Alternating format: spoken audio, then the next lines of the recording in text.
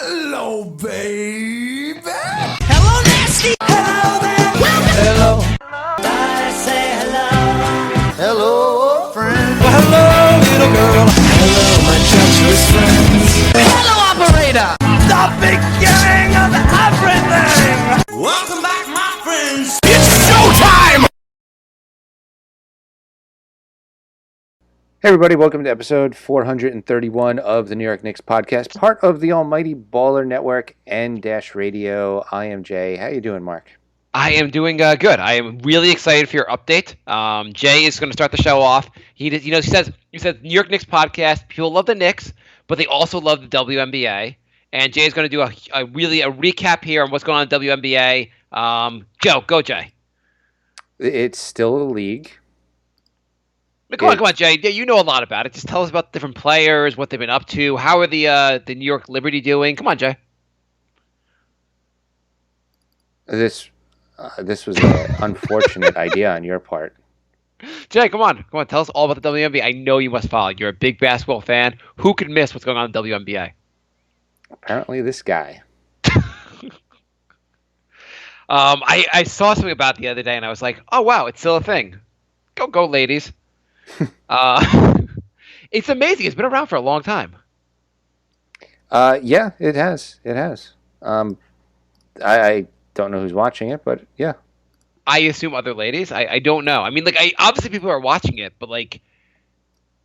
anytime you see in the paper like the box score for like the New York Liberty, or you see like New York Liberty are on a run, you're like, oh, it's still a thing.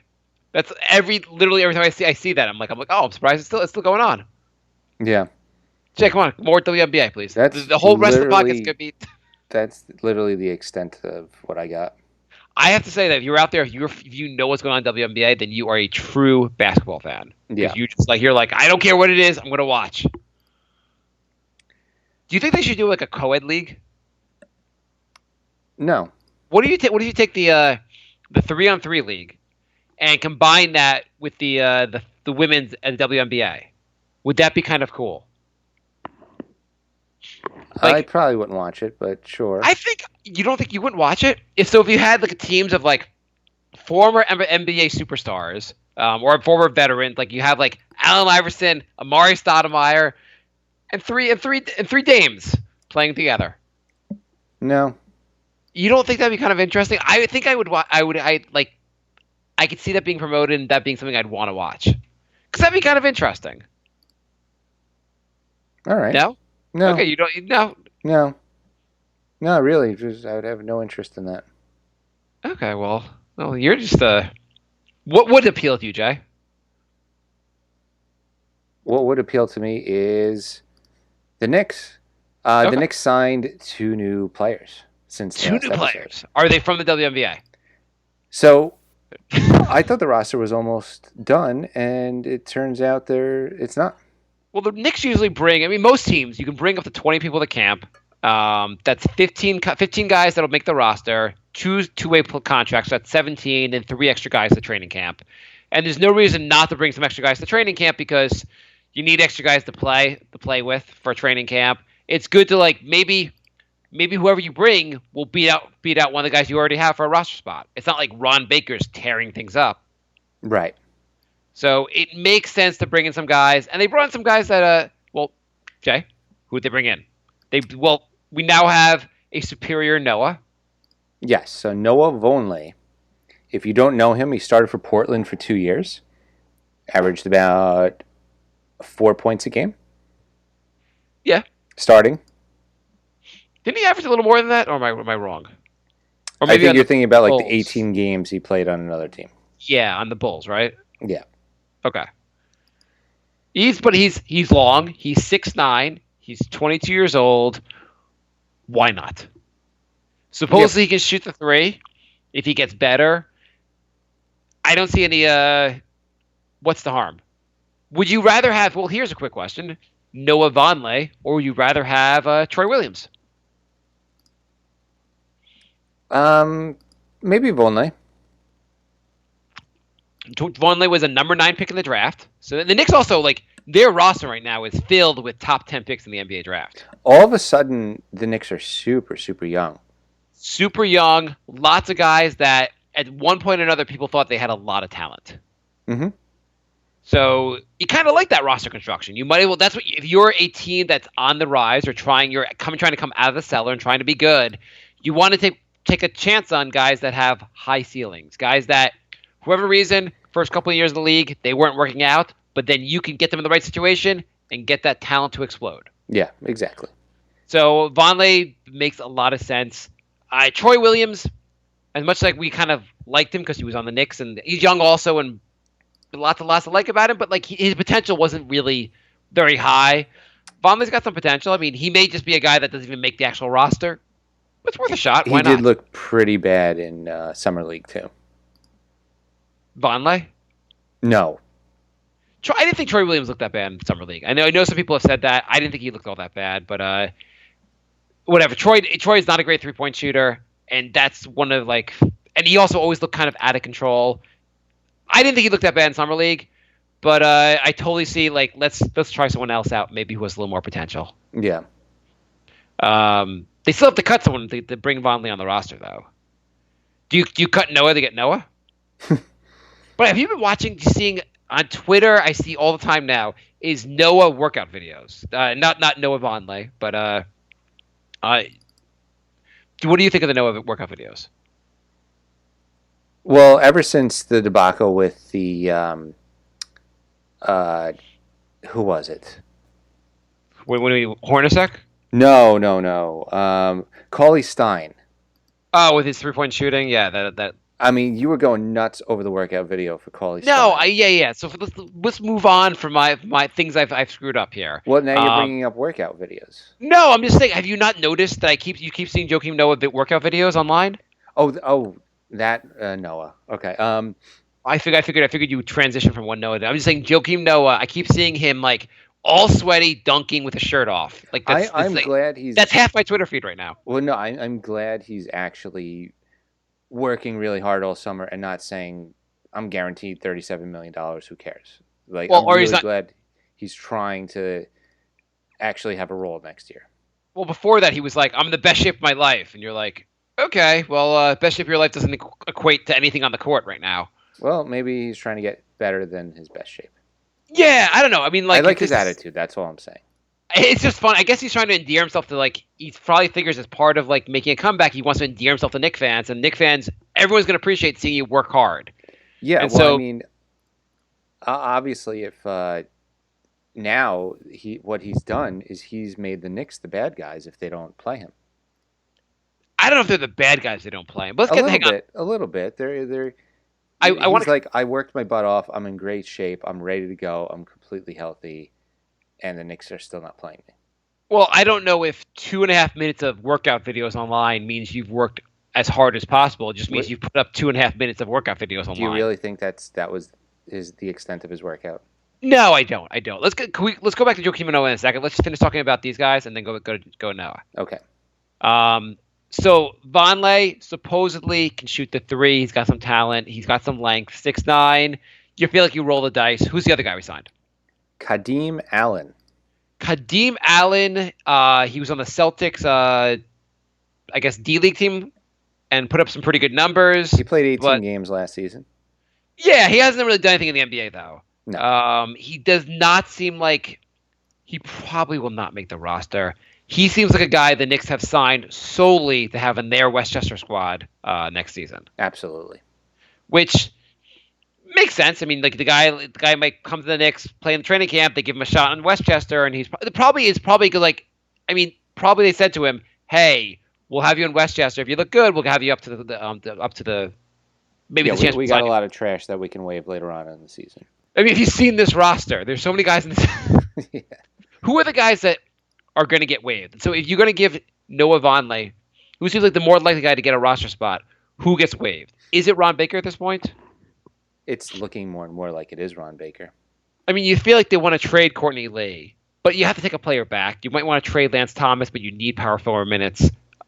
I don't see how Ron Baker really fits on this team. If you're going to really give Emmanuel Mudiay minutes, you have a lot of guards. Also, if you're going to waive somebody, it's only $4 million. So that's a lot easier to stomach. It's a sunk cost. I think they probably go to training camp if Vonleh looks good. Ron Baker, you won a lottery card here. You won the lottery here anyhow, getting your $8 million over 2 years. Just thank the Knicks organization and move on. Yeah. Yeah, I can't see. I mean, with the Knicks rotation, you have to get for shooting guard. You need to get minutes for Timmy Hardaway, Ntilikina when he plays the 2. You got to get minutes for probably Moutier when he plays off ball. Maybe you have to get Moody minutes there for. I mean, Burke's playing point guard also, but like you also have Courtney Lee fighting for minutes, looking for some minutes there. Yeah, there's plenty of people looking for minutes in the back. Dotson's a 2-3. He's kind of a 2 to a certain extent. There's a lot of guys that want minutes there. Actually, Dodson's looking like a cut candidate too. Yeah, but I feel like you're going to give up on. If you're, it would be insane to cut Dotson before you cut Ron Baker. Like, how good has Ron Baker looked? Depends if you're looking at the financial aspect too. What financial? It's a sunk cost. If you understand sunk cost, then there's no financial aspect. Both Dotson and Ron Baker are already getting their money for this year. There is if you're over the tax limit. Right? No. If you cut the salary, you still have to pay the salary. Jay. Oh yeah, no. I was. You're thinking of like when they traded Melo. I knew they had to pay it, but I wasn't sure if it counted toward the cap as far as taxes go. I think you probably do. I think when they traded when OKC traded Melo, they took back less salary. That's how they got under. Right. Yeah. Or you buy a guy out, or you stretch a guy, you take out you put less of a hit. That's how. No, you're right. This is a Sunday night brain fart. Okay. Well, why would you understand taxes, Jay? You're just studying for the CPA. Sorry. Could you imagine this? Would you do a lot better if the CPA had like an entire tax section on the NBA salary cap? Probably. Okay, so these guys, we don't think who knows how they're going to amount to, but we like the signings, good enough, whatever, right? Yeah. I mean, we're talking at this point like 12th through 15th guy on the roster, so it's nothing earth-shattering. If one of these, it's a good risk. If one of these guys pans out, that's awesome. If it doesn't, it's not a crippling contract. And if your thing is that like, why don't the Knicks cut Isaiah Hicks? Because I see that all over Twitter. Why don't the Knicks cut Isaiah Hicks? He's a 2-way contract. It does not count toward the roster, the 15 guys for the roster, so it does not matter if he's on the team because he's getting a 2-way contract. It's a different kind of contract. There you go. So let's go back to Noah. So Noah's working out pretty hard in the offseason, if assuming you believe these videos. Yep. But I also believe that Cauley-Stein can hit threes, so maybe there's a lot of doctoring to these videos too. But Noah, most of the videos also him like without a shirt on dunking, which I'm like, I figured he could do that anyway. Mm-hmm. But let's assume you assume Noah's in good shape for Noah. He is working out really hard, and generally career-wise, he guy was Defensive Player of the Year. Always a hard worker, good passer, and a kind of like a guy you'd want, just locker room kind of guy you'd want, like you basically a kind of vet you'd want around younger players. I did notice no free throw videos though. Yes, no free throw videos. Yeah, well, no videos of any shot further than 1 foot away from the basket. Yes, exactly. And the shots that'll be further than 1 foot of basket will be the most awkward form you'll ever see. Well, I mean, if he's taking 1 foot layups with nobody covering him, he is very prepared for the season. Okay, assuming Noah would you agree that he's probably a good influence on young players? Yes. Yeah. So here's the question. What are you expecting from Noah and Cantor, and who should start at center? I'm expecting absolutely nothing from Noah because Nothing. That's what he's been the last 2 to 3 years. But so last year he was not given a chance to play. But the 2 years before that, he was absolutely done. Yes, he's been garbage for a while. So he's been done for 3 years. So fair, he like does literally anything. His first year in the Knicks, he didn't really play either. He played for a little while and then got injured, and he was pretty much done for the season. But he was right? done 2 years before that.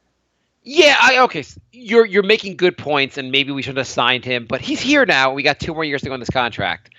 What do you think you're going to get from Cantor? Cantor's working on the 3, as we know, and Fizdale is definitely a guy that wants to. By the way, total side note: Fizdale in Latvia, he flew to Latvia to be with Porzingis. How much do you love Fizdale right now? He's awesome. It seems like he's getting along really well with Porzingis. A couple of videos of them hanging out and laughing and building a bond already. I don't know how this will go. I don't know what will happen at the regular season. There are a lot of coaches we got excited about, but as far as coaches I've been excited about for the Knicks in the last decade, he is number one right now for my level of excitement prior to the season. Yeah, I'm all in on Fizdale. I love what he's doing. I love that he's getting to know the players. Hopefully this will translate to actual good play on the court, but I'm loving it. So Cantor's Fizdale, a big thing also is getting guys to stretch out their games. He got Marc Gasol to shoot threes when Marc Gasol had not really shot any threes in his career and made him a pretty decent three-point shooter. Cantor is the same kind of makeup. Gasol used to shoot long twos. Cantor now is step back and shooting long threes in at least in off season. He could legitimately be a decent three-point shooter. Yeah, I'm not really worried about any of his offensive skills though. Really? Because oh yeah, it's his defense. He's atrocious on defense. I mean, it's cool that he's developing another weapon, but he's still going to be semi-useless if he could guard literally nobody. I mean, you kind of want Mitchell Robinson to spend a lot of time with Noah and Cantor, in the sense of like, if Cantor could teach Mitchell Robinson his post game, if he could post up the way Cantor can, that would be amazing, right? Yeah. If he could, and if he could learn defensive intensity and where to be on defense from Noah, these guys would be great. I mean, great dual mentors. Right. It's like we want you to be a hybrid of these two guys. Yeah. So, and of course, like with our luck, he'll learn Noah's offense and Cantor's defense. Right. But yeah, can you imagine Mitchell Robinson with that kind of post game, like Cantor's post game? Like, just get the ball to him, he scores, and then on defense, he's like a beast. Yeah, that'd be phenomenal. That'd be phenomenal. But so here's the question: who do you want starting at center? Who do you think would be a better guy to like push as our starting center? Cantor, the immobile big who's good on offense, or Noah, the guy with defensive intensity, and on offense he's immobile, but he can pass. Right. Yeah. Well, I'm just thinking about who is going to be starting with him because you're expecting probably starting with him is some combination of Ntilikina, Burke, Knox, Hardaway, Mario, Hardaway. Lee. Those I mean, Lee's not starting, but you don't think Courtney Lee's starting? You think Courtney Lee's starting? I think he might. I know. I hope. I think we might get something like Burke, Lee, Hardaway. I don't know if Knox is going to start right away. So if you think Courtney Lee is starting, are you convinced that after you get fired, you still get to make the lineup, Hornacek? I wouldn't be surprised if it was a vet lineup to start with. So you like have the first week of the season, we're like, let's roll the vets. You have like Burke, Lee, Hardaway, Thomas, Noah. Burke, Lee, Thomas, Noah. What a crazy lineup with like there'll be anarchy. People rise up in their seats and be like, this cannot happen. Well, I mean, 3 games later when that team loses each game by like 25, then it'll probably just to make sure they're really bad, just in case Lance Thomas and Courtney Lee together won't lead us to a title. Well, then Fizdale could come out and be like, look, I started the vets, they suck. I'm going to go all youth, and now nobody can complain. Why does he have to? No one's going to complain. There's no Knick fan out there being like, we want the 30-year-olds. You have Get not them heard in the line. Mr. D's podcast then. Tommy D. Everyone should go and download the Exit Note podcast from Tommy D. It is an interesting ride. That's one way to put it, yeah. So anyway, I think everyone knows this is a quote unquote lost season because KP is out for most of the season. I think everyone will be very comfortable with from day one Fizdale going with young players. You don't think so? You don't think like if he thinks Knox is ready, he'll start him game one, no problem? I mean, if he doesn't think Knox is ready, that's fine. But I think he will have the leeway to start Ntilikina, start whichever young guys he wants to start. I just don't see. I think he'll have the leeway to do it, but I feel like most times a coach will go with the vets to start. I would say not calling Trey Burke a vet, not counting him, counting only like Courtney Lee, Noah, like the guys that are true, like real veterans. Yeah. 2 of them are only starting at max. And I can see 2 of them starting. I can see them throwing in Lance Thomas starting. And I guess if more likely if Lance Thomas does not play, maybe you could fit Courtney Lee in there. But I don't see with the guard rotation getting. I think with how many guards we have that we want to get minutes for, I cannot see how Courtney Lee starts. Especially after our coach said he thought Courtney Lee might be too short to play the 3. Well, I was saying 2, and then Hardaway at the 3. I guess Timmy is our vet that's going to start. So, whatever. We'll get to Timmy in a second. I would say based on what we know about them, and I don't know how he'll be next year, and maybe he'll be a train wreck, but I would rather give Noah a chance to start the season at center. We don't have Mitchell Robinson's not starting from day one. He's too young. He hasn't played since high school, so like let's give Mitchell Robinson a little bit of chance to like grow a little before we want to make him the starter. It's going to be either Cantor or Noah. I would start Noah because I like what he does on defense. And give it a shot. If it's a disaster, then make Cantor the starter. Yeah, let Noah start for like a couple games. Let's just see if he's complete. If he can't hold on to that starting role, he's probably just finished. I mean, it really should be both those guys can fight it out for the position. Both the guys should have equal chance to be the starter because neither one's blowing you away. And neither I know one's a complete player. And I know people will say, well, Cantor, we need someone to score. You know what? You don't. You know what you need? Like, you want the young guy scoring. We're not trying to win games, trying to develop a team. And you want to see which guys are going to be better for developing the team. And maybe having a center that does not guard the rim is maybe worse for the team than having a defensive focused center might be a better guy for team development. And the guy that passes. Right. I don't know. Okay, so next position. Actually, do you want to talk about Timmy? Because you brought him up a little bit. What's your expectations for Timmy? You seem to want him off the team. Sorta. I think he could be a pretty decent player. I don't know why. Maybe he'll end up being a 6-man. I don't know. But he can definitely average 20 points a game. He can get to. What has he done that's made you think this? Well, he averaged 17 points a game last season and had like some pretty bad stretches. So when Melo averaged 17 points a game, did you say, yeah, I think this is going to work out? No, I did not. But I feel like you have a younger player, more athletic. You have a guy who's more of a playmaker. He's a better passer than Melo seemed to be, at least when the last years of Melo. Like Timmy, you've seen him on the court. He looks like a decent playmaker.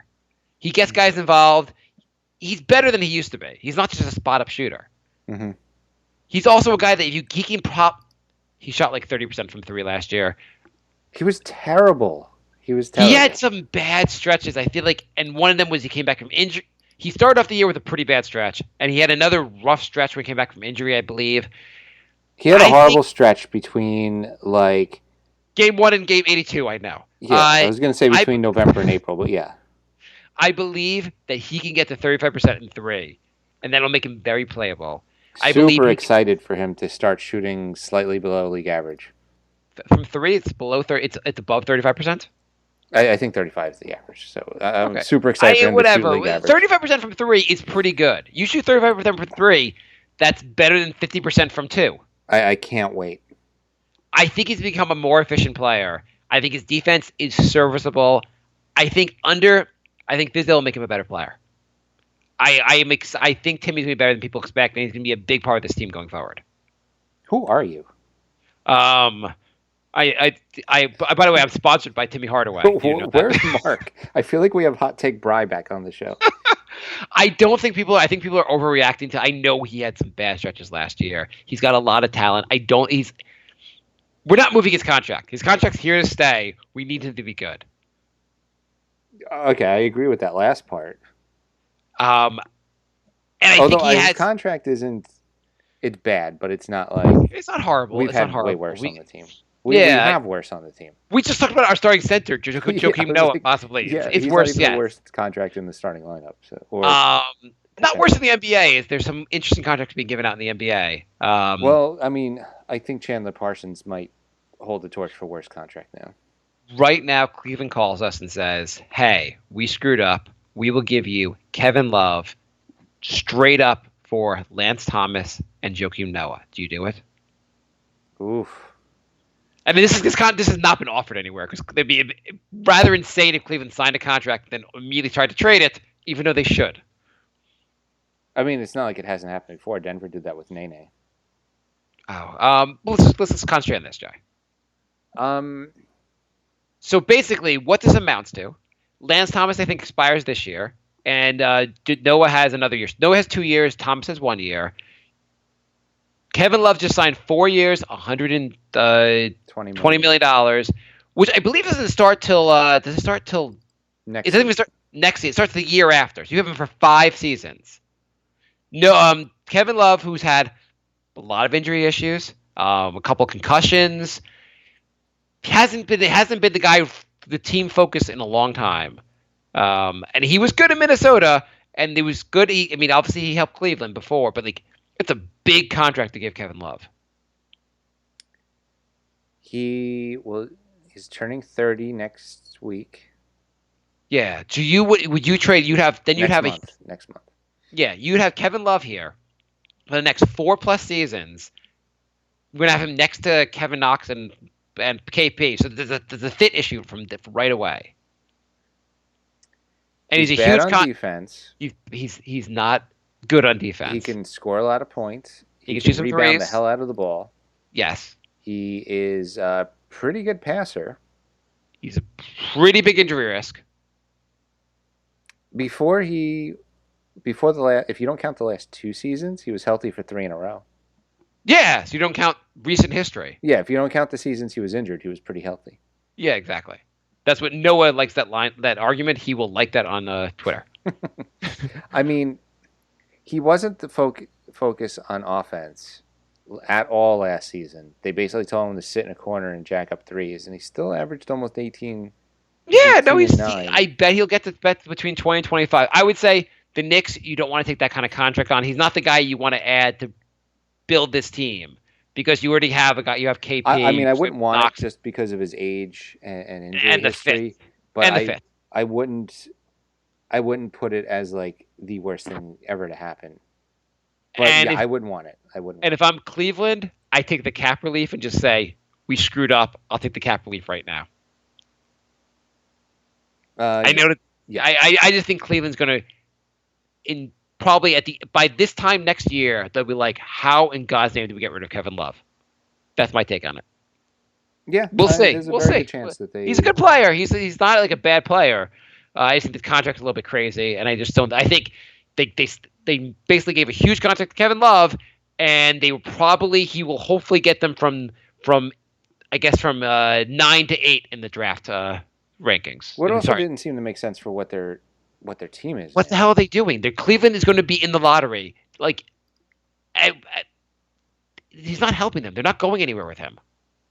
We build a young team. Move. It's a weird kind. It's basically Cleveland saying, "Hey guys, forget about LeBron. We got Kevin Love. He was already here. We got Kevin Love. He doesn't really make us better. We got Kevin Love. Come to the games." I mean, they got a lot of older guys on the team. I don't know what they're doing, really. Yeah, I mean, touring their roster is kind of like touring like Germany after World War II. A lot is wrong afterwards. It's just bombs are everywhere. Like the place is a disaster. But I mean, their vets are like Calderon, Fry, Love, Korver. I think they still have Kendrick Perkins and J.R. Smith. Like, what are you doing with that? I don't know. I think they have Channing Frye back. I think. Yeah, I said that. They did. Okay. Well, they also have Jordan Clarkson and the dude from Utah, Hood. You know that they might not. They might be a playoff team next year. No, they're not going to be a playoff team. They might be. They're not a playoff team. Stop it, Jay. They might okay, let's go back and talk about the Knicks, Jay. Okay, so moving on from Timmy Hardaway. So you think Timmy Hardaway is going to have a worse year than last year? I think it's going to be about the same. I think he is what he is, and we can expect like a lot of ill-advised, jacked up threes. some moments of, hey, this guy could be really good if he would get it together, and then He had some pretty big games. Yeah, he had some good games last year. There were some games where he led the offense. He led the team. He's gonna average between 17 and 20 a game. But it's going to be Wait, very hang on. I inefficient. just said he was going to average 20 a game, and you're like, no, you're crazy. He'll average between 17 and 20. Yeah, but it's going to be a very inefficient 20. I mean, we're the Knicks. Inefficient's our game. I think it'll be better. Are you excited for 20 points a game on like 25 shots a game? I think it'll be better. I think it will be more efficient than you're describing. I hope you're right. I think he will get better. The thing is, last year also, you're talking about all this. We did not have a very good coach. We had no real system. It was anarchy, chaos going on. If we have a good coach with a good system and good players and better players around him, it might work out better. It might. It might. I guess we'll see. We have a coach that's going to rein him in. The kind of coach we had with Fizdale is the same kind of coaching he had with Budenholzer or whatever in I don't know how to pronounce that guy's name, in Atlanta, where they actually kept him in check and made him a better player. Mm-hmm. I mean, if he shoots 45% from the field and 35% from the three, would you be happy with a true shooting percentage, or I guess a effective field goal percentage of 53%? Would you be down? So you're explaining his career best season. I'm just saying the year before in Atlanta, when Atlanta actually held him in check, those were his numbers, and I think we'd all be very happy with those percentages. Sure. He didn't look like a decent passer last year. He looked like a decent passer. There were times he was looking like the best point guard on the team for a little while. Mm-hmm. Okay, fine. Let's move on. I just think he's a decent passer. I think he's better than a lot of Knicks fans give him credit for. Okay, moving on. Trey Burke or Ntilikina, who's our starting point guard? I think it's probably going to start off being Burke. I would think so. Burke looked really good so far this summer. And if Ntilikina makes some, Trey Burke looked good this summer. Are you at practice? He's playing in other leagues, not summer league. Well, where's he playing? He showed up at some other league and destroyed it. What was that league?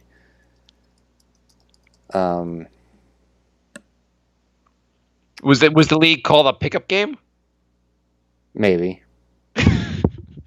Well, I think people. So talk about a guy who has improved his efficiency greatly. He shot 50% from the field last year, 36% from three. He could get some assists. He's a guy who could average 6 or 7 assists a game for us. I don't know. He seemed like he did enough last year to earn a shot at starting point guard. Yeah, absolutely. I mean, I'm worried about his size.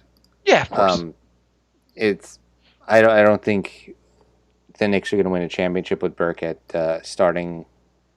You could really finish that sentence with anything. I don't think the Knicks are going to win a championship with, and just say anything.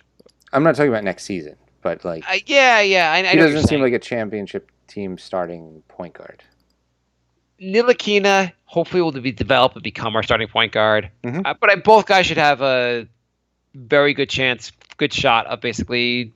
We'll see what happens. I mean, Burke, I liked a lot what I saw from Burke last year. Give him a shot. Ntilikina hopefully will develop and maybe he'll beat him, and hopefully Ntilikina will get so good he'll beat him out for starting point guard.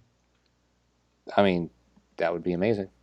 Yeah, I'd be very happy. But I like both guys. I like a lot. I'm pretty happy about both guys. What are you expecting from Burke? Burke, I'm expecting tolerable defense. Okay. I'm expecting, if he's starting, I guess I'm expecting 12 to 14 points a game. Yeah, that's kind of what he did last year. Yeah, maybe up his assists a little bit, 5, 6. Yeah. And what are you expecting from Frankie? Frankie, you figure they're probably going to split minutes fairly evenly. Probably. I mean, the big thing with Frankie is you want shooting percentages that aren't garbage and to see more aggressiveness on offense. Yeah, I mean, we already know his defense is good. He definitely has to. Yeah, he has to up his percentages all around. 2-point, 3-point, and free throw. I feel like he'll just be very hit or miss. Some games he'll be more aggressive, and some games he'll just be like, what the hell's going on? Yeah, his assist to turnover ratio is not bad. I mean, Yeah. if he could keep that ratio, but up the numbers, it wouldn't be too bad. If he could get close to 10 points a game, I think I'd be happy. Yeah, I would see that being pretty good. I would be happy if he got close to 10 points a game. If he could do like 10 and 5, that'd be great. Okay. So I got a challenge for you. Well, actually, Okay. like one more. Lance and Mario. Who's starting? You could say Knox if you want, but I don't think I think Knox probably may start at the 3 if he's starting. I have 2 emails from last week that we missed. Yeah. They're appropriate. That's why I'm going to do them now. Okay. Lorenzo writes, "Hi guys, I have a way for Mark to pronounce Super Mario's last name correctly. If you picture Tim Hardaway Jr. playing defense on the ball, then the opposite coach will yell, 'He's on ya, indicating an easy bucket as THJ sucks on D. He's on ya. I like that. That's Just pretty say good. it really fast. And He's you'll on know ya. it. He's on ya. That was pretty good. I love Lorenzo's emails. And we have one from Justin. Hey guys, I just want to chime in and say it's pronounced Hazonia. Then the J comes off as an I. He's on ya. Hazonia. I do like he's on ya much better, but he's on ya. Okay, Well, so both of those are way closer to the real pronunciation than what we were doing a couple weeks ago. So thank you guys. So they brought in Mario. So people also last year Mario started a bunch of games, a good amount of games at the 4, even though people saw him more as a 3 prior to this. I think the Knicks see him as a possible stretch. I think they see Mario and Knox to a certain extent as guys that'll play a lot of small ball for this team. I kind of see Lance maybe start. I don't see Courtney Lee starting, but I think Lance has a shot of starting. But at the same time, maybe Mario. Maybe he starts Mario. I don't know. I don't think Mario starts. No? No. I don't see it. Why not? So you think Lance is our starting? And by the way, you hate Lance Thomas, just to remind. That's why. You think he's going to start because you hate him? Yeah, this team is always trying to make me upset. No, we have Fizdale. Everything's fine now, Jay. Trust in Fizdale. Just like I said, in Phil, we trust. In Fizdale, we trust, Jay. You just have to, whoever it is, we just replace their name in the trust thing, and everything works out. Yeah, no, it worked out really well the last time we did that. Okay, so let's. There are 48 minutes in the game, right? Mm-hmm. 5 players play for the Knicks at any given time. Mm-hmm. That is 240 minutes. How are these averages breaking out? How are the minutes actually breaking out? Who's getting 30 minutes on this team? Like, let's look at the roster. So Trey Burke, how many minutes he's playing? I think he's playing 20 to 24. Let's pick a number here. You think Trey Burke plays 24 minutes a game? Let's say He starts, so he's got to get out there for 24 minutes. I would say 20. 20. You think he's going to play 20 minutes and he's going to be a starting point guard? Yeah. Okay. Our starting point guard played 22 last season. Okay. Ntilikina. 20. 20. I think they do 20 and 20. Okay. Who we got next? And then we have Moutier. So I think Moutier takes the other 8. 8. 20, 20. What's the point of playing if you're going to play him 8 minutes? I mean, I guess it's overall, like, some games he'll play more, but... Because the coach is going to be like, oh, yeah, we have Moutier on the roster. Let's see how he is. And then 8 minutes later, he's like, oh, yeah, that's why I don't play him. You know, this exercise is going to suck. As I'm doing it, I'm like, this is going to... trying to figure out the minutes of these guys. What do you think of... It's impossible. We have no idea. It's impossible, yeah. I was going to try to, like, add it together and see what it could look like, but this is impossible. That's why I was trying to do it by position, but... Who's going to play 30 minutes? That's a bigger question. Who on this team is going to play 30 minutes a night? Hardaway. I agree. Hardaway definitely will play more than 30 minutes. Who else? Do you think Kevin Knox, where is he going to be? Probably in the 20 range. 25 minutes a game? I would say closer to 20. Really? Yeah. I don't see that. I think they're going to give him a real chance. I don't know. From what I heard, he's raw and he's going to need a lot of development. So He looked like a monster in Summer League, Jay. Summer League's all that matters. He's 25 minutes a game. you know they retired Nate Robinson's jersey in Summer League, right? I don't know if you're being sarcastic or not. No, they really did. Oh, that's awesome. So I'm just saying, sometimes people look better in Summer League. Oh, yeah. No, I obviously understand that. I'm just saying I think Knox are really going to give him. I think we're playing the young guys this year. I think Lance Thomas is playing 20 minutes a game. I think Courtney Lee is playing like 15 minutes a game. 15 to 20. I wouldn't be surprised if Lance, 20. Maybe he starts getting phased out later in the season if the young guys are starting to come on. By later in the season, I think November would be a good time to phase him out. Well, I mean, you know how I feel about that. I think Knox is getting 25 minutes a game. Ntilikina, I think, is going to break 30 minutes a game. Why Wow. not? He's your second year in the league. Play him. What else are you doing? Why would you not play Ntilikina? I don't know. Maybe he's not ready yet. It's year 2. He's got to be ready, Jay. Either way, it doesn't matter. He's year 2. You give him a real chance to really play. Stop with this BS that he plays 20 minutes a game. Give him 30 minutes. I'm with you. Okay. Well, can you just tell that the Fizdale all this stuff? I know you guys are. I see Cantor getting like 25 minutes a game. I think Cantor's getting 30. At No, least until Porzingis comes back. Noah's going to play 48. No, Noah's going to play him for 48 minutes the first game of the season. Hope he just retires after that. And until Porzingis comes back, Cantor's playing 30. What do you think? So I heard the theory that they should have Cornette just be KP out there. Just play him with the 4, give him lots of minutes so the team has an idea of how to play with KP when he comes back. Right, because he's the same player. That makes total sense. Well, like he's like the poor man's version of KP. He can do kind of stuff that KP does. If KP was just a lot shittier. Hey Robinson, just be Shaq. hey Burke, just be Gary Payton. If only it worked that way. Yeah, no, Cornette. They have a lot of guys that deserve a shot to play. I don't see. You know what? The thing with Cornette actually, he can shoot the 3. He can block some shots. I was kind of being like, hey, give him some time. Let him shoot a bunch of 3s. He could definitely shoot the 3. I was kind of almost trying to get myself excited about him. Then I watched Mitchell Robinson play, and I'm like, okay, forget Cornette. Mitchell Robinson looks awesome. Forget about Cornette. That's what you want. You want that kind of level of athleticism. Hey Knox, good news. You're prime Kevin Garnett today. just go out there and do that.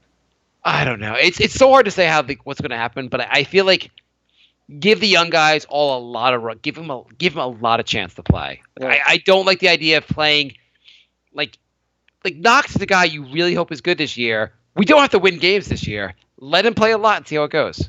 Look, you know that if it was me, I would say just make a lineup of Burke, Ntilikina, Hezonja, Knox, Robinson. Just play them all 40 minutes a game. Who cares?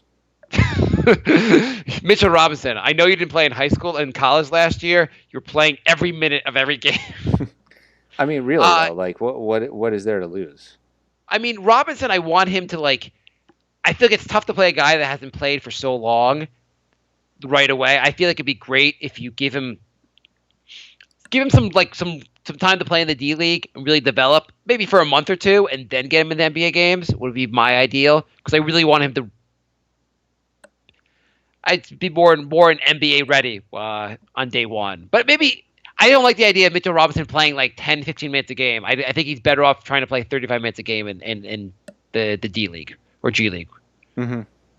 I don't know if you disagree with that. Maybe for the first month just to get his reps up. Yeah, I mean, now you have Vonleh that could fit in there, and Cornette, and that's before we even get into the vets with Cantor and Noah. Oh, I have an email actually. We just came in. Gonna read it for the show. This is Ron Baker. What about my minutes, Jay? I hate you. This also enjoy your $4.5 million. how do you find minutes for Ron Baker? He can't shoot the three. His defense is mildly overrated. He hustles, but he's garbage on offense. Like, would Ron Baker be like? Would he be a lock to start for Westchester? Probably, but would I think you have to pick like Ron Baker or Damian Dotson. I think you could pick Ron Baker or Vonleh. I don't see like why Dotson and Because Vonleh is power forward. Yeah, but Dotson's more of a 2-3. You could see him playing. Ron Baker's not touching the three. I think Dotson's a little more versatile. He's longer. He's better on. I don't know if he's better on D than Ron Baker, but I feel like he has the potential to be better on D than Ron Baker. There's just so many guards. That's the thing. There's a lot of guards. You have to cut Ron Baker to get these guys. I mean, I'd cut Moutier in a heartbeat because I just don't think Moutier is going to amount to anything. No, me too. I would cut Moutier, but then we just signed Allen too. Kadeem Allen? Yeah. Yeah, he's not making the roster, Jay. He's just going to be in Westchester. Okay. Assuming he doesn't make the roster. He's not a real potential roster. There is no way Kadeem, like whatever he does in practice in the training camp, they'll be like, Kadeem's like, did I make the team? And they're like, dude, we told you you're playing for Westchester. Just stop it. Okay, but then you still have Courtney Lee who's going to take minutes. There's if you don't cut Baker, there's no minutes. You have to go also. They have to go from game to game with an 8, maybe 9 guy rotation. You can't put a 12 guy rotation out there. I hate when they do that. Well, I feel like they're like 3 guys playing like 5 to 9 minutes, and it's just Well, it's like when Derek Fisher got here. He did that a lot. He'd be like he'd put out 12 guy rotations, and he just like every night would be a different lineup. And he in his mind he was like, hey, I'll put us in different lineups. I'm sure a couple guys will break away from the pack, and by like month 2, I'll have a set 8-man rotation. Then he was like 5 months into the season being like, holy crap, this roster's horrible. I can't believe no one has emerged from any position. This is the best thing I have in this roster is that Kyle Quinn showed me he could be a backup center. I think after 2 months of that, you just have to be like, I'm going with if nobody's standing out, I'm just going to pick names out of a hat, and that's going to be the lineup because you got to get some sort of continuity, some sort of consistency going. You do have to do that. I feel like certain things will play itself out. Like at some point, Moutier will emerge as being a guy you want to cut.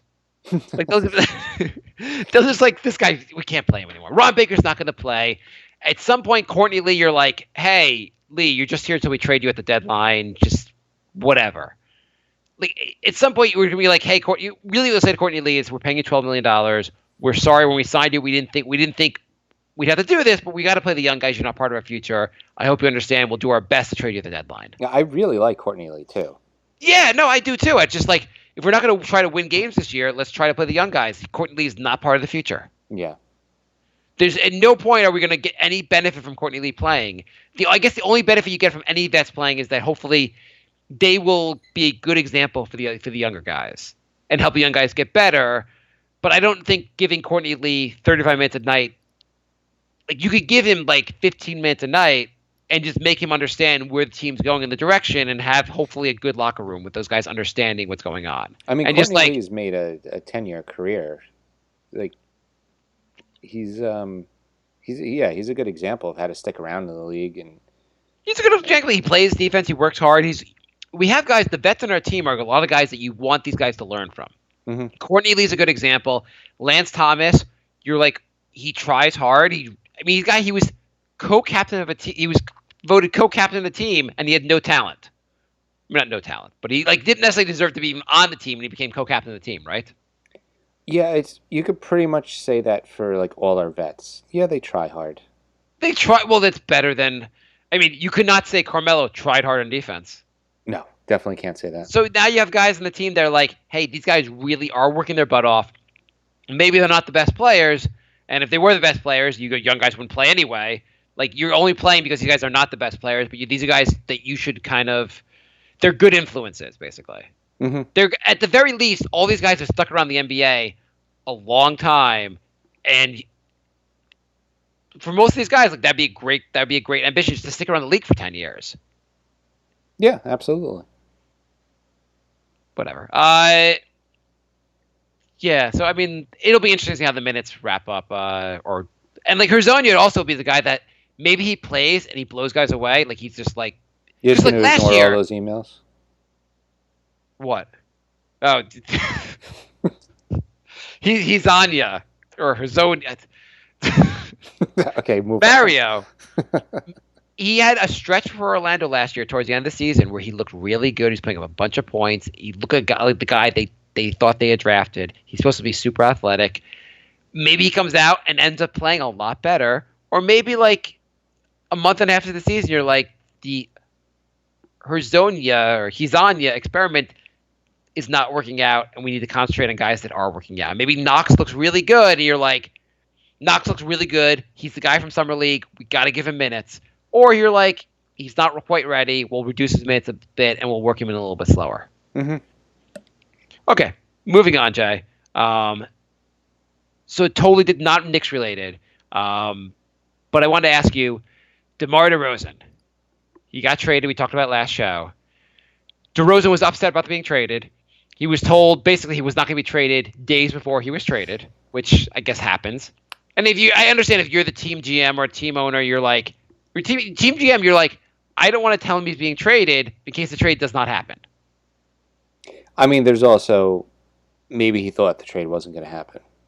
But or maybe there was really, nothing on the table at the time, and a couple days beforehand. yeah, and then San Antonio calls, and they're like, "Oh yeah, we actually love that deal." No, I think it's really that because there's so many times where you hear like a trade doesn't happen, you hear a guy was supposed to be traded, and that kills that's really bad for the locker room. Mm-hmm. You try to hide it until it actually happens. Yeah. Okay, so here's the question to you. So DeRozan getting traded, like you hear about like the lack of loyalty in the league, and there's guys like LeBron not loyal, Durant not loyal. And teams also are not that loyal. Was this the last blow in like the NBA loyalty world? Like, will people look at this and go and like, well, there's no reason I'll ever trust my franchise. No reason I ever should like try to be loyal to this team because teams will screw you. Look at the DeRozan trade. You would be hard pressed to find a player more loyal than DeRozan. More what? Loyal than DeRozan. Yeah, I mean, Toronto, which has trouble keeping their stars, DeRozan like, I'm a Raptor for life. I want to be here. There's no reason and most players would leave Toronto. Yeah, he gave his heart and soul to that team. I actually felt really bad for him. I mean, good. At least he's going to a good situation and playing for arguably the greatest coach ever. So it could be worse, but still, it's. He said repeatedly he wanted to be a Raptor for life, and I get it from both sides. Like it sucks that they did that. It sucks that they traded him at all. On the other hand, they were flaming out in the playoffs every year, and they just weren't going anywhere. So I get that you want to change it. I'm not even arguing with whether they should have done it or not. I'm just arguing, like, is this bad for the league and bad for fans? Because, like, it was a fun. Really bad look. It was a really bad look. I mean, like, it's like the Knicks. We were huge Knicks fans. The 90s were great. You had Patrick Ewing. What if Patrick Ewing, like, 4 years, like, just like 4 years into it or 5 years into it was like, he's putting up great numbers, like, I'm just going to go try playing somewhere else. And you're like, but I thought you were going to be loyal to the Knicks. And he'd be like, Knicks were never going to be loyal to me. Why should I be loyal here? See you later. Well, I mean, we know what the Knicks did to Ewing. They actually, yeah. Which I'm forever bitter about, and I think half the bad karma we get is the ghost of that happening. And people point to those things all the time, but at least you could argue Ewing was at the end of his career. DeRozan's in the prime of his career. Yeah, you give Ewing the Dirk treatment. Oh, obviously. I completely agree with you. There was no way I would have traded Ewing under any circumstance. Like, I don't want to rehash it. I'm just saying, like, where the league is now. Like, people point to that Ewing trade, though. This will be something I feel like players will point to for, like, forgetting. Like, people pointed, like, when Durant made the move to Golden State, he kind of pointed to LeBron. He kind of pointed, like, hey, the guys, like, I don't have to be loyal. Mm-hmm. I saw what LeBron did. But I feel like this is even, like, the bigger blow where every player will go, like, being loyal. Look what Toronto did to DeRozan, the most loyal of players. If I try to be loyal to this team, the team will just screw me anyway. So I this is the end of all. I think this is like you get like loyalty was like there's a little bit of thread hanging there where like there's some loyalty left and like players kind of like can still see it, and that was the end of it. Like you broke that opened that was like opening up the third wall where you're like, oh yeah, this is strictly a business. This doesn't have anything to do with the players at all. Yeah, I think this move, more than anything, guaranteed that like players will move around more so than ever before. Yeah, I mean, if a player's staying now, it's for themselves, for their legacy. They want to be a one team player. I mean, there's I mean, guys want to do that. I just think I think loyalty is dead in the NBA, and I think this will be bad for the fans. yeah, in the long run, I don't think it's going to be good at all. And do you think I also wonder, do you think fans will switch? Like, we're Knicks fans. Whoever wears the colors, we're the fans of the team. That's how we roll, right? Yes.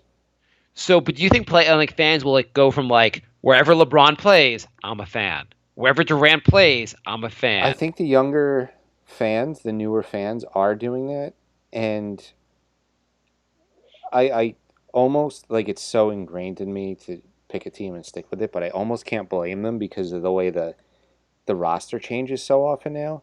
In the 80s, you had Magic and Kareem the whole time. You had Jordan and Bird the whole time. McHale, he was there the whole time. Now it's you think about the Knicks, our entire team has changed over 5 times since we started doing this podcast. What are we rooting for? A jersey color? Yeah, I mean, it's like college basketball. It used to be guys stayed 3 or 4 years so you can get invested in players. And now with the one and done thing, the rosters change every season. At least the good players are gone every year. You have a whole new roster all the time. And I understand if it's at your alma mater. If you went to that school, I totally get rooting for that team. But if you didn't go to that school, how do you get that into college basketball anymore? Because the names change so often. Yeah, that's the reason why I don't watch college basketball. I mean, there's so many one and dones. It's every year, even if you root for Kentucky, every year it's a different team. So I'm totally fine with that in the sense of I think players shouldn't be forced to get exploited in college. I think they should get rid of the whole college requirement entirely, and guys should get drafted out of high school. But at the same time, I don't want the NBA to become this thing where guys are one and done or two and done on a certain team. Guys come to a team and I'll play here for 3 years. Once my rookie deal is up, I'll sign a couple 2-year contracts wherever I want to play and just bounce around the league, and just hook up with my friends at different what is it I guess Jimmy Butler's trying to form a super team. Other guys are gonna try to form a super team. It's interesting from soap opera perspective, but as a fan, it gets yeah. Well, I mean, what if say okay, these other players want to form a super team. What if Kevin Durant says I want to come to the Knicks, and then a year later he's now I want to go somewhere else, and so you Kevin Durant's excited, and then he's just gone. I'd be fine with that. Kevin Durant, if you want to play it for 1 year, I'm totally fine. But you know what I mean, though. Yeah. Well, what KP? What if KP? We want to next off season. We're hoping the Knicks. I mean, likely are going to want to give a max deal to KP and keep him here, right? Yeah. What if KP just says, "Hey, it's been nice knowing you. I had fun playing in New York. I want to play somewhere else. I have no loyalty to New York because New York would never have loyalty to me because that's just how it's done in the NBA. There's no loyalty anymore.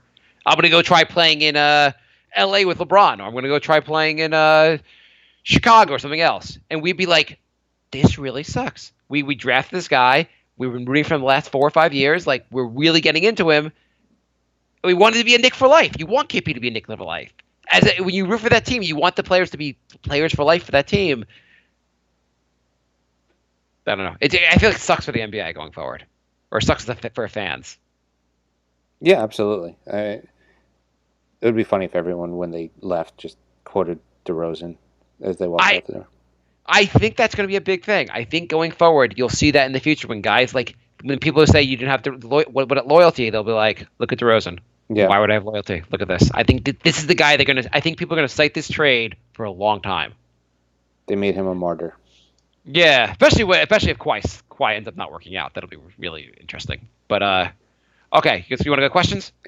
Yeah, let's take a tiny quick break, and then we'll go to the questions.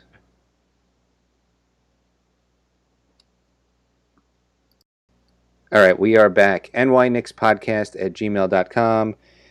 NY Knicks Podcast on Twitter, Facebook, Patreon, the New York Knicks Podcast. I've actually been updating Instagram lately. Have you? I have. Awesome. The New York Knicks Podcast. What about Pornhub? Are you on there? Not yet. Is our website. Because I think if we had a Knicks Pornhub site, then it would be really that'd be big for the fans. Well, submit a video and I'll upload it. What if you just posted everything was KP with a vicious dunk and it was just like a porn? It was nothing related. Just you put the Knicks titles on random porn videos. Yes, if you want a Knicks Podcast t-shirt, you can get those at thenewyorknickspodcast.com. Running very low on those, so get those while supplies last. They are a collector's item. They are. They are. They are collectors. You should collect them because then they'll be an item you have. Okay, and I think that's it for the plugging, right? Yeah, Patreon. Oh yeah, if you wanna take money out of Jay's checking account, his checking account number is. Roads are right. Hey guys, have you heard of the NBA 2K League? It's a gaming league where 17 teams of 5 guys play NBA 2K against each other. The teams are sponsored by actual NBA teams. The Knicks have a team. Were you aware of this, Mark? Who gives a what? So you're not excited about the Knicks NBA 2K League? What the hell is it? Sorry. NBA 2K is the video game, the NBA video game. So now they have actual like professional leagues for it, and there was a draft. And the Knicks have a team. So I'd rather an update on the WNBA than this. Go on. Mark, have a guess where the Knicks gaming team is positioned in the standings. I'm going to say last place. I don't know what. You are wrong. First place? Second to last. Could you imagine when our podcast was just about the gaming league? No. We're New York Knicks Gaming League podcast. I guarantee if we did that, we'd have more downloads than we do now. Yeah. Yeah, it's probably true. I mean, we would be literally the only gaming league podcast. Probably there are actually some out there. Either way, we would start doing that, and we would probably that would be like, well, how'd you make your first $1 million? Well, we decided to do a gaming league podcast, and holy crap, that the money started rolling in. Aaron writes, "Hey Mark and Jay, new listener, just listened to your last episode. I want to say you've got a new fan. But for a second, let us please take a step back. Well, first of all, thank you for listening. A few things need to be addressed this season for us to prepare for the 2019-2020 season. No one needs to be gone, not as a player or person, but as the caliber player he is for his contract payroll. I think he'd be a great asset in terms of helping develop our young prospects, interior defense, but we all know he isn't taking a pay cut." Well, I don't think we can. Yeah, he needs to be gone at the end of this contract, but I don't think we can. What was I going to say? There's no pay cut thing. It's like we can't pay him less during his contract. No, he knows that. He knows that. Yeah, you mean? Oh, he means afterwards. After. Okay, yeah, I got it. Yeah, I mean, there's no way we're getting rid of him. It is what it is. Yeah. In theory, if we were to get Kyrie next summer, any starting caliber point guard, which we haven't had since Jason Kidd or Trey Burke continues to show out, then we should be out of the lottery for 2020 draft with a healthy KP and our potential workhorse in Kevin Knox. Package that 2020 or 2021 first-round pick with Noah to get him off the books ASAP for a cheaper contract or just some much-needed depth at 3-4. Wait, which season are we doing this for? 2020 draft, which would 2020 Noah would have 1 year left on his contract. Well, I'm not packaging a draft pick to get a contract, an expiring contract off the table. I wouldn't either. Even if it wasn't a lottery pick, you still have potential to get somebody good in the first round, and it's expiring. Yeah, it's worked out poorly for the Knicks trading draft picks.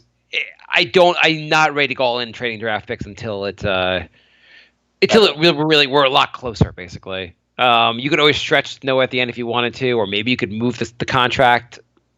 I don't know, I would probably.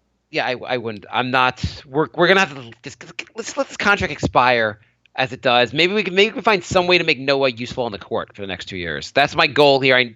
Is to find some way he's going to contribute for the $17 million he's getting a year. Second, Courtney Lee is a solid 6 man for a playoff contending team. Million. Yeah. What? 18 million. Sorry, go on, Jay. We are just hurting his value as he continues to age. Between this year and the following year, we can get some value for Lee, a cheaper contract to package him with a second-round pick for a young prospect. Would you trade a second-rounder for Lee to get rid of Lee? I don't want to trade draft pick. I mean, yeah, second round does not sound so bad, but I just don't. Is there some way we can trade Courtney Lee and get some value for him instead of having to trade a draft pick to get rid of him? I think you can definitely get something for Courtney Lee. I feel like you can get a second rounder for him. You could get a second rounder, or I can't see why you can't get a second rounder for Lee. Well, the problem is that you have to take back money, and so you have to take back a contract that has to be at least equivalent, if not less. Right.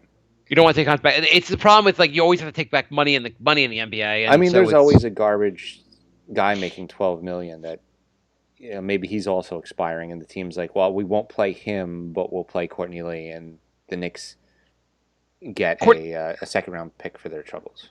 Lee's got 2 years left in his contract. Maybe you can move him for someone a player expiring in 1 year where the team thinks it's a good deal. Courtney Lee's pretty solid. He should be worth something. Again, I just don't love the idea of using draft picks to get out of bad contracts, especially because I don't know how fast we're competing. I still think we're a few years away. It's one thing if this team looks so great next year that you feel like, get back KP, we're really going to really compete the next year. If you still think we're a little while away, then really just let the contracts expire. Well, it's also dangerous because you could say, KP's back, he looks amazing. There's no way we're going to be a lottery team again. And then he gets re-injured, and then you really need that pick.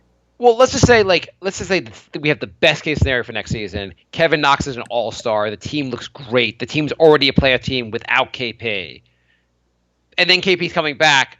You might say, hey, we're going to be really good. It's worth trying to get out from these contracts so we can get better faster because I think we're going to be really good. Mm-hmm. That's the scenario with Kevin Knox is probably not going to be an all-star this year. Nothing against him. I am super high on Kevin Knox, but that would be. Can you imagine Kevin Knox with an all-star in his first year? I just want to take a moment just to imagine. I wouldn't even be able to process that right now. I wouldn't be able to use actual words. I'd be so excited. Yeah. Okay. Yeah, we would just do an entire podcast of gibberish. Third, Kyrie. I love Kyrie, but he's going to want a max contract. We can't max Kyrie. He's too injury prone. With Boston and Cavs, it was okay. Both teams were both playoff contenders without Kyrie, and so far every Knicks fan wants to keep KP, who I love, but he's been injury prone too. We can't break the bank for both these guys who can't seem to stay on the court for a full season. I 100% agree with that one. I mean, well, we're doing it. It'll be after this season. Let's see what happens with Kyrie this season. If Kyrie's healthy this season, terrified of Kyrie's injury history. If Kyrie's healthy this full season, then we have an argument. Then we have a real discussion. If Kyrie's injured half the season, then the Knicks are just morons to sign him. It only makes sense if he stays healthy this season. If he's injured this whole season, then you're going to be like, well, this be kind of stupid for the Knicks to do that. Yeah. I don't know. I mean, Kyrie is obviously a very good. Hey, maybe Frank looks so good this year that we don't even need Kyrie. Let's remember that Kyrie's also not good on defense. I mean, Kyrie, if this team looks good, Kyrie would be an amazing upgrade to get. He would. Please don't leave a 1-star review on iTunes. I know it may sound crazy, but I am not bent on bringing Jimmy Butler, Kyrie, or KD over. Not KD. That seems a little bit extreme, but go on. They start Trey, bring Frank off the bench to play 1-2 and provide defense, keep Hardaway at 2-guard, develop Knox, and bring him to a starter later in the season if he shows the same potential he showed in Summer League. Once KP is healthy, keep him at the 4. And I'm going to say at Robinson to the G League, let him play 30, 35 minutes a game to get back in the full groove of the season. Cantor starts at 5. Thank you, Aaron. I would say I would be very excited to have Kevin Durant on the team. Yeah, I mean, if Kevin Durant said, part of coming here, I have to go to Jay's apartment and cut off his fingers. I would be sorry for Jay. What I had. Yeah, Mark would drive him to my apartment. Yeah. That'd be part of the thing. I'd give Kevin Durant a ride. In fact, I'm pretty sure Mark's tweeting Kevin Durant that right now, just offering my fingers. I have a co-host, Katie. If you want me to cut off his fingers, I don't know why you would, but if that'll get you here. I'd be the Kyrie thing I'm a little worried about, but I think it would be an amazing upgrade to get. Butler, I kind of wonder why it's not going well in Minnesota. Even though I guess he claims the other guys don't work as hard, and maybe he's not the guy you want bringing in the locker room. But Kevin Durant, he's not coming here. There's a negative, as I said last show, a negative percentage chance of him coming here.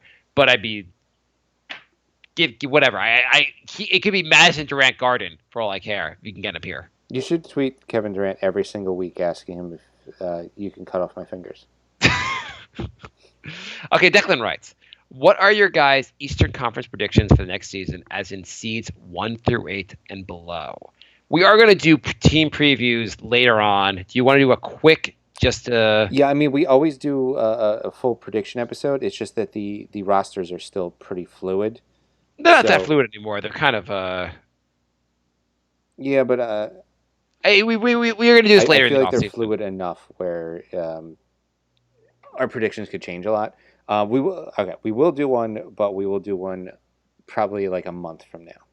Okay. Well, I don't think the rosters are that fluid, but I also think we're pretty far into the episode, so we'll do a preview episode another time. Gilliam writes, which teams got better and which got worse? No middle option.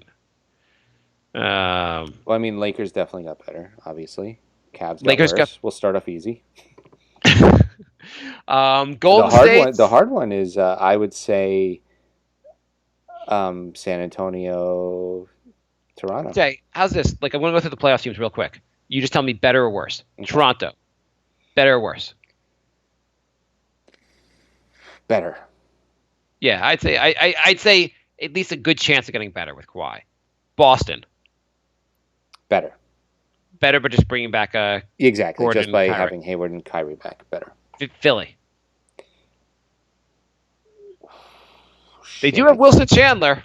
I know. They're arguably, and this is also not about whether, like, obviously Ben Simmons could develop more and the team could get better, but just based on what they did in the offseason, Philly arguably got worse.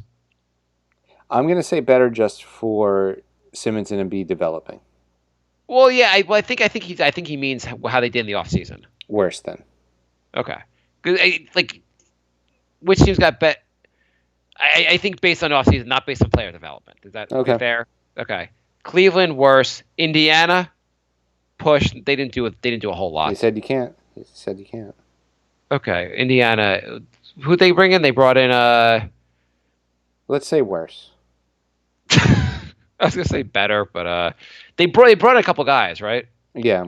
Nobody really impressive. Who cares? Miami, who cares? Milwaukee, who cares? Washington, do you care? Anyone else you really like? Washington brought in Dwight, so worse. Knicks got better. Yep. Okay, let's move on. And Chicago probably got better. Mm-hmm. Okay, Western Conference. Houston. Worse. Yeah, I'd say worse. Golden State. Golden State. Got Boogie. Better. Yeah. Portland. They didn't do much. Worse. OKC. Better. Yeah, they got a solid backup point guard right now. Mm-hmm. Utah didn't really do much. New Orleans. Yeah, I guess you'd have to say worse. Just San Antonio. Better. I'm saying better for Toronto and San Antonio. I think it's good fit for both teams. Well, as Kawhi didn't play for San Antonio last year, adding DeRozan makes them better. Yeah. Anyone else? And Lakers obviously better, right? Yeah. Okay. Rob writes, should we have signed Vince Carter to a 4-year, $120 million contract? Rob, please don't give the Knicks ideas. Yeah, he signed again. He's going to play his 21st season now. Yeah, I mean, he's also kind of what every team, like Melo signed with Houston, and what Houston is dreaming, and really what OKC kind of dreamed almost with Melo is he become Vince Carter in the sense of a guy that was a star player and can kind of slowly like take a step back and have a little bit more of a like role player. He really embraced that because he started off like, egotistical. I'm going to kind of tank in Toronto because I want to go somewhere else. And now he's like, yeah, I'll be a role player like literally anywhere. No, he was a star. He was a star player for a long time. He was like a focal point of the offense for a long time. And now he's just like, I'm happy to be here, guys. Yeah.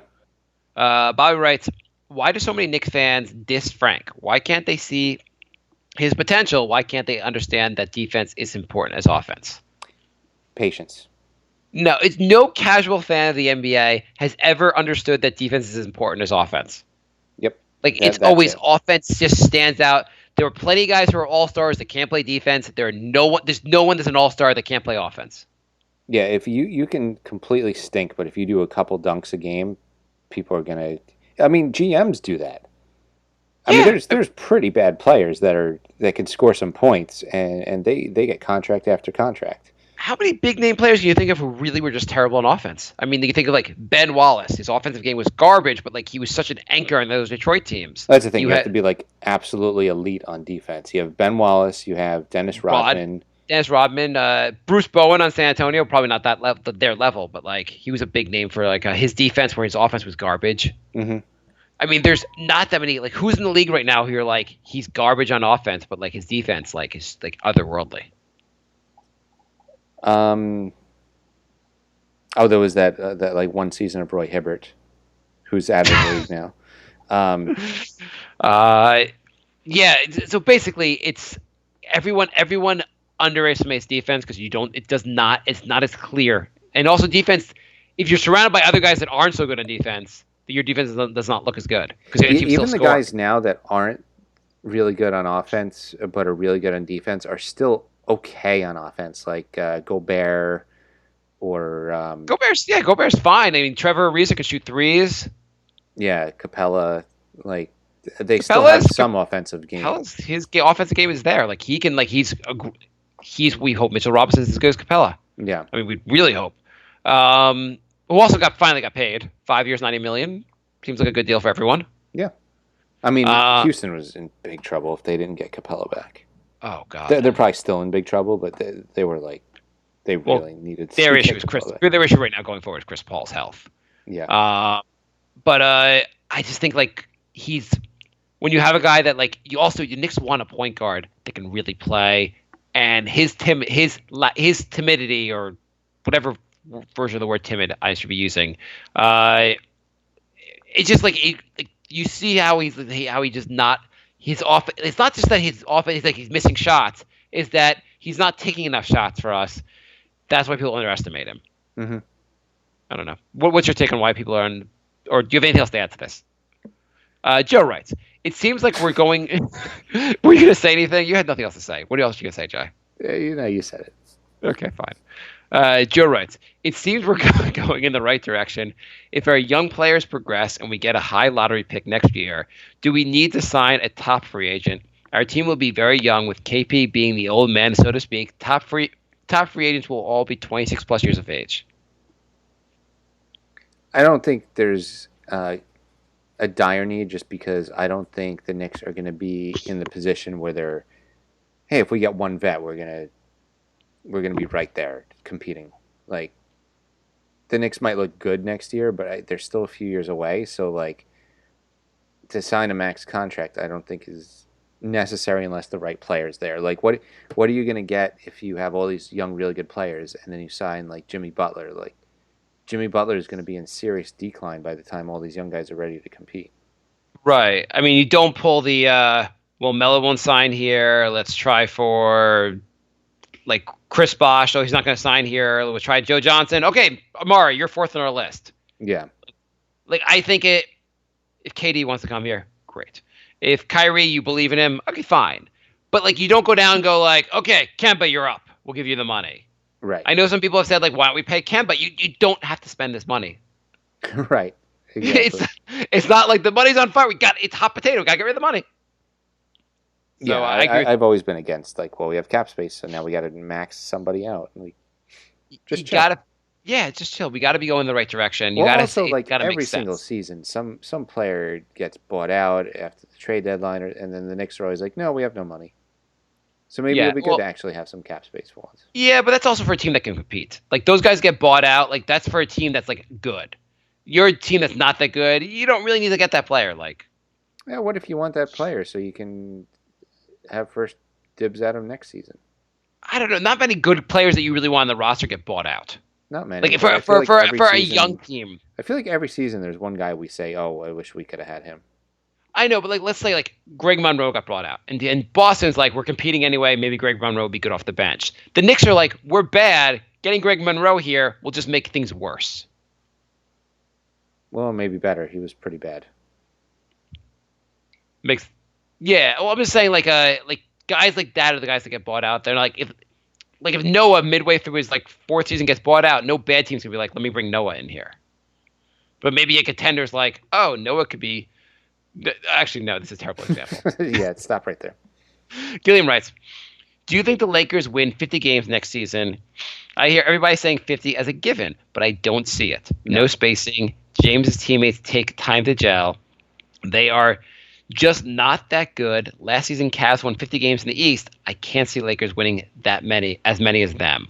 Let's also realize that there is literally about 12 good teams in the West next year. Yeah. It's going to be a bloodbath. Well, there's going to be a lot of losses just from these teams beating each other up every night. okay, so the people are saying the Lakers win 50 games. So last year, the West was pretty good, right? Yeah. How many teams won 50 games in the West last year?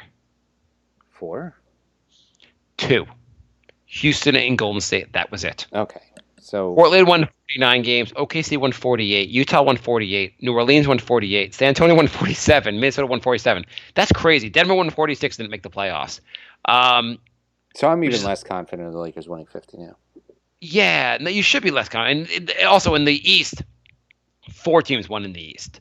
50 games. 50 games, I agree. The Lakers are more like 47, 48 wins. It's tough to get to 50, especially the roster isn't that amazing. If you look at this roster, let me look at this roster. I would put the under on 47 wins. Really? Yeah. Did you not know that the Lakers got Michael Beasley? Because then you might want to go with the over. I liked your tweet about how it looks like the Onions making the Lakers roster. It does kind of look like that, doesn't it? Like the roster's bizarre signing after bizarre signing. I cannot wait for the day they put McGee, Lance Stevenson, Beasley, and Rondo out on the court at the same time. I have to say my favorite. Those are all really good ones. I think my favorite signing is because LeBron was like, hey, there's one guy, that guy Travis Ware guarded me kind of good. Let's sign him. They signed Travis Ware. This is insane. This is the best roster. I mean, you look at what's the starting lineup here? I guess you have Rondo and Ball, LeBron, Ingram, and McGee. Wow. Yeah, 45 wins. You know what? The only other center on the roster besides McGee, and obviously you don't have to play a traditional center, is Ivica Zubac. Yeah, I really would have kept Brook Lopez. I mean, you might as well have kept Brook Lopez with how this team, like this roster. I mean, JaVale McGee, I don't know. He's not your anchor on defense. I think they'll be playing a lot of small ball lineups. This is gonna be awesome. Even with small ball lineups, like Kuzma's your center or LeBron's your center. I don't know. All right, moving on. No, that's it. That was the last question. I'm actually just staring at the Laker roster now, trying to figure out. I mean, the Lakers are going to be good. They'll win a bunch of games, but you're right. The West is pretty tough. To play most of your games in the West is going to be like. There's not many gimmies in this. Obviously, I mean there are bad teams. Obviously, other than Sacramento and Phoenix, there's almost no other bad teams in the West. And whatever you like, Phoenix is not going to beat the world here, but Phoenix got better. Yeah, they signed Ayton. They draft Ayton. The team is I mean, arguably Sacramento got better too. So, how amazing would it be if LeBron doesn't make the playoffs? Oh, I would love it. Yeah, it would be. But I assume he will get to the playoffs. He's good enough to drag pretty much anybody to the playoffs, but I don't think he's doing a thing in the playoffs. Is this better than Cleveland's team last year? I don't think it is. I mean, it's close. I think this is better because I think Ingram's very good. He'll get better. Ball will get better. I think Josh Hart, just from watching him in Summer League, I think Hart's a pretty good player. And you got Kuzma. Pope is not. You have a bunch of guys who are pretty good. It's just this will take a while to gel. I mean, Rondo obviously is a solid point guard. Lance Stevenson is yeah. It's. I can't believe. Yeah. Okay. What did we learn today, Jay? I know what you're saying. Oh, I learned today that even though nothing's going on in the NBA, we spent an hour and 40 minutes at the show. No, we learned that we can enter the age of Kadeem Allen. Kadeem Allen. We will never have to pronounce his name on the show again. It sucks because it's a name we can actually pronounce. I know. He will. There's zero chance. I think he'll be in Westchester, and I'd be very happy to see Kadeem in Westchester. Who you're going to pick one guy that will not be on the roster of the 15 guys? Besides, let's assume Vonleh makes the team, just for the sake of this question. Who gets cut? Some people will say Noah. Some people. What do you say? I think it's Dotson. I do not think Dotson will be cut. Fizdale took Dotson to a playoff game. They're besties. They're dating, Jay. He's already said Dotson. I see him shooting like 4 to 6 threes, like 4 to 6 threes a game. I think a crappy summer league will not get him cut. There is no loyalty in the NBA. That will be the final stretch. If you cut Dotson, it's over. Baker, you got to cut Baker. I still think there's more potential in Dotson. Okay, we're out. If I don't say it right, Mark, we'll just talk and talk and talk. I will talk until Jay has to go to work. We will be back soon. Thanks for listening, everybody. Soon, but in 2 weeks. 2 weeks. We will be gone. There's nothing going on in the NBA right now. We'll be back in 2 weeks, okay? Please leave a review on iTunes and preferably not 1 star. Thank you very much. If you want to leave a 5-star review, that's wonderful. If you want to leave a 1-star review, please don't. All right. Goodbye, everybody. Bye,